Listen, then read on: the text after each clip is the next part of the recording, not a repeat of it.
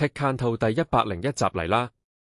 今日睇下 AI 治理、Samsung 新記憶體、ESP32芯片同 OpenAI 政策議程。AI 民主管治。OpenAI 提出一份藍圖，建議美國建立聯邦框架嚟管理前沿 AI 嘅安全、韌性同國家安全。AI 治理終於有實際方案，睇落好重要。Samsung HBM5 水冷。Samsung 喺 Computex 展示咗 HBM5 實體模型，加入 Heatpath-Block 水冷技術，同 SK Hynix 打正面戰。AI 記憶體競爭真係越嚟越激烈。ESP32 S31芯片，樂鑫推出 ESP32 S31芯片，繼續擴展佢哋嘅 IoT 產品線。Hacker News 上引起好多討論。開完硬體迷，又有多一個選擇。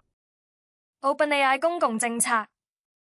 OpenAI 公布咗佢哋嘅公共政策議程，涵蓋 AI 安全、青少年保護、就業轉型同全球標準，全面覆及。